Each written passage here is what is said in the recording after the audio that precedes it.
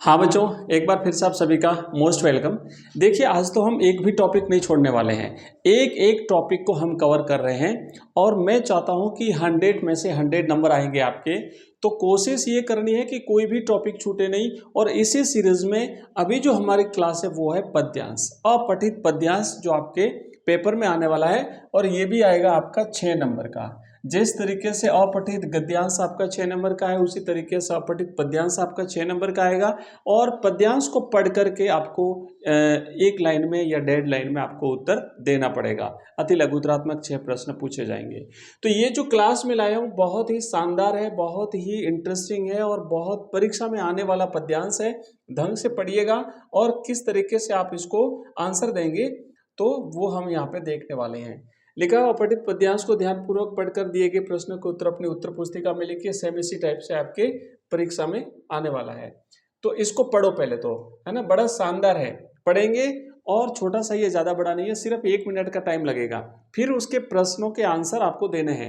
लेकिन पढ़ने से पहले जिस तरीके से हमने अपठित गद्यांश में पहले प्रश्न पढ़े थे, उसके बाद फिर हमने गद्यांश पढ़ा था, उसी तरीके से यहाँ पर भी पहले हम प्रश्न पढ़ेंगे और उसके बाद हम पद्यांश को पढ़ेंगे, ताकि पहली बार पढ़ते ही हमारे प्रश्न सारे कंप्लीट हो जाए। तो लिखा हुआ है पहला प्रश्न, पहला मतलब 6 तो आएंगे आपके गद्यांश में से, तो 7वां प्रश्न यहाँ से बनेगा कि एक मेष माता ही रहती है निर्निमेष में। मेष माता का क्या अर्थ है, आगे पढ़ेंगे। एक ही पहली बार में पढ़ते ही आंसर मिल जाएगा। लिखा है योग्य जन जीता है, कहाँ की उक्ति है, मतलब ये पूर्व की है पश्चिम की है कि कहाँ की है, कथन कहाँ का है उक्ति, तो ये भी हम पढ़ेंगे। नेक्स्ट लिखा है समर सूर क्रूर नहीं तुम। पंक्ति में समर सूर से क्या तात्पर्य है, पद्यांश पढ़ेंगे तभी तो पता चलेगा ना। अभी केवल आपको दिमाग में रखना है कि ये प्रश्न आए हुए हैं। सिंह की गोद से छीन तारे शिशु कौन। पंक्ति में सिंह किसका प्रतीक है। उपयुक्त पद्यांश का उपयुक्त शीर्षक लिखिए और अंत में अभिशप्त शब्द का विपरीतार्थक शब्द लिखिए। तो आइए आगे बढ़ते। अभिशप्त का मतलब होता है सांप से ग्रसित, मतलब श्राप मिलता है ना किसी को, ये वाला श्राप है ना, श्राप, या फिर सांप से ग्रसित, मतलब किसी को श्राप दे दिया, जैसे ऋषि मुनि पहले देते थे, तो उससे ग्रसित होता है, उसे अभिशप्त कहते हैं। तो जिसको वरदान मिल जाए उसे क्या कहते हैं, अभी देख लेंगे, लेकिन पहले हम एक बार पद्यांश को पढ़ लेते हैं।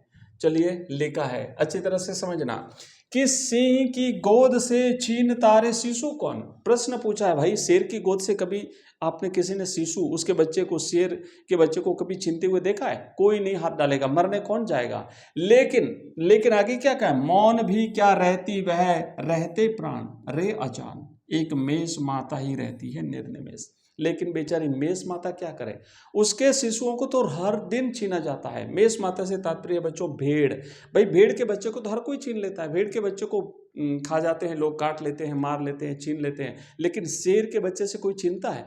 तो कहने का मतलब क्या है, वीरता का भाव। कवि चाहता है कि तुम वीर बनो, तुम डरपोक मत बनो, तुम कायर मत बनो। आगे कहता है दुर्बल वह छीनती संतान जब। जब मेष माता यानी भेड़ की माता, भेड़ जो होती है ना, भेड़ जब उसका शिशु उससे छीना जाता है तो वो बेचारी निर्बल बनी रहती है, वो दुर्बल बनी रहती है, और उसकी संतान को जब छीना जाता है तो वो कुछ नहीं कर पाती। आगे देखो क्या लिखा है, समझिएगा इसको। आगे देखो, हो सकता है आपकी परीक्षा में यही आ जाए, और अगर यही आ गया तो आपका कल्याण हो जाएगा, आप तो धन्य धन्य हो जाओगे। इसलिए ध्यान से पढ़ना है। आगे लिखा है कि जन्म पर अपने अभिशप्त तप्त तप्त आंसू बहाती। अभिशप्त का मतलब होता है श्रापित, अभिशप्त का मतलब होता है श्रापित, जन्म से ही उसे शाप, मतलब निर्बल बने रहने का श्राप मिला हुआ है।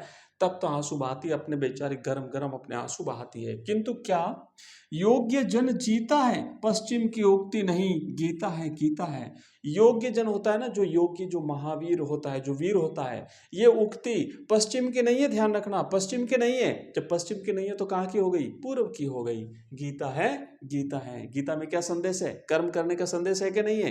अर्जुन जब कहते हैं कि नहीं नहीं, हाथ खड़े कर दिए, भगवान कृष्ण से कहा मैं तो अपने भाइयों को नहीं मारूंगा, कृष्ण ने उसे समझाया, ये तेरे भाई भले ही है, लेकिन तुम्हें अभी धर्म के रास्ते पर चल रहे हो, तुम्हें अपना कर्म करना पड़ेगा। अगर तुमने अभी मना कर दिया तो लोग तुम्हें कायर कहेंगे, आने वाली पीढ़ियां तुम्हें कायर मानेगी। तो उसे कर्म करने का संदेश दिया, उसे वीरता का भाव दिखाने का संदेश दिया। आगे कहा है स्मरण करो बार बार, बार बार सोचो, बार बार जागो, जागो फिर एक बार, ये आपके ध्यान रखना। यहाँ पे कवि प्रेरित कर रहा है, कवि जगाने का काम कर रहा है। कवि एक बार फिर युवाओं को, देशवासियों को, पशु नहीं तुम वीर, तुम पशु नहीं हो, तुम वीर हो। समर सूर, समर का मतलब होता है बच्चों युद्ध। तुम क्या हो? युद्ध के सूर, मैंने वीर हो। समर सूर, क्रूर नहीं, तुम क्रूर नहीं हो, लेकिन तुम अपने रक्षा के लिए, तुम अपने देशवासियों के रक्षा के लिए जो है तुम्हें शस्त्र उठाना पड़ेगा। काल चक्र में ही दबे आज तुम राजकुंवर, समर सरताज। समर सरताज, समर मैंने युद्ध, सरताज मैंने युद्ध के सरताज बनो, युद्ध के विजय, युद्ध में विजयी बनो। अब देखिए, हाँ, अब हमने प्रश्न कर लिए। देखो पहला प्रश्न क्या है कि एक मेष माता ही रहती है निर्निमेष में। मेष माता का अर्थ क्या है? तो मेष माता का अर्थ है भेड़। मेष माता केवल कायर बनी हुई, दुर्बल बनी हुई रहती है, अपने बच्चों को देखती रहती है। दूसरा प्रश्न क्या है? योग्य जन जीता है, कहाँ की उक्ति है? पश्चिम की उक्ति नहीं लिखा है ना, तो पश्चिम की नहीं तो कहाँ की हो गई? पूर्व की। पूर्व मतलब ये भारत की उक्ति है। विश्व को दो भागों में जब अपन पूर्व और पश्चिम में विभाजित करें तो पश्चिम में कौन से राष्ट्र आते हैं? यूरोपीय राष्ट्र आते हैं, अमेरिका आता है, और पूर्व में कौन आते हैं? भारत आता है। तो ये भारत की उक्ति है, ये पूर्व की उक्ति है। नेक्स्ट लिखा है कि समर सूर क्रूर नहीं तुम, पंक्ति में समर सूर किसे कहा गया है? समर सूर का मतलब होता है वीर पुरुष, मतलब युद्ध का वीर, जो युद्ध लड़ता है, जो अपने युद्ध में अपनी वीरता दिखाता है, वो वीर पुरुष। आगे क्या लिखा है कि सिंह की गोद से चीन तारे शिशु कौन, पंक्ति में सिंह किसका प्रतीक है? सिंह वीरता का प्रतीक है। जो वीर पुरुष होता है उसके बच्चे को कोई हाथ भी लगा सकता है, मतलब उसको कभी कोई परेशान कर सकता है? कोई नहीं कर सकता। इसलिए वीर बनिए, शेर बनिए, भेड़ मत बनिए। आगे लिखा है कि उपर्युक्त पद्यांश का उपयुक्त शीर्षक क्या है? जागो फिर एक बार। देशवासियों को जगाना चाहता है कवि, इसलिए कहता है एक बार फिर जागिए, ये इस पद्यांश का जो है वो शीर्षक है। और आगे लिखा है अभिशप्त शब्द का विपरीतार्थ क्या है? तो अभिशप्त का मतलब होता है श्राप से ग्रसित, और इसका ऑपोजिट हो जाएगा जिसको वरदान मिला हुआ, तो वरदान जिसको मिला वो वरदानी, तो इसका रहेगा वरदानी। तो देखो इस तरीके से बच्चों आपके पद्यांश आएंगे। आप कहोगे तो मैं एक दो और एग्जांपल आपको, शानदार एग्जांपल करा दूंगा, बेस्ट एग्जांपल करा दूंगा जो आपकी परीक्षा में आने वाले हैं। और अब तो हर टॉपिक आपको कौन सा टॉपिक चाहिए आप तो मुझे कमेंट बॉक्स में बस लिख दीजिए। जैसे कुछ बच्चों ने कहा सर पद्यांश कराइए, मैंने पद्यांश करा दिया। कुछ ने बोला सर गद्यांश करा दीजिए, गद्यांश हमने कर दिया। कुछ बच्चों ने कहा सर कवि परिचय करा दीजिए, हमने मोस्ट इंपोर्टेंट कवि परिचय करा दिया, और इसकी और क्लासें भी आपको मिलने वाली है। और भी अगर आपका कोई टॉपिक है, कोई डाउट है, कोई प्रश्न है, कुछ भी अगर आप चाहते हैं तो मुझे कमेंट करते रहिए। आज तो शाम तक मैं इसी तरीके से लगातार आपको क्लास अवेलेबल कराता रहूंगा, और फिर शाम को लाइव क्लास भी अपनी शानदार आज होने वाली है। ठीक है, तो आज की क्लास में, इस क्लास में इतना है, आज की क्लास में नहीं, अभी इस क्लास में इतना ही। फिर मिलते हैं जस्ट थोड़ी देर के बाद में नेक्स्ट क्लास में। तब तक के लिए पढ़ते रहिए, मस्त रहिए, आराम से, टेंशन नहीं, और कल के एग्जाम पर अपना फोकस कीजिए। धन्यवाद।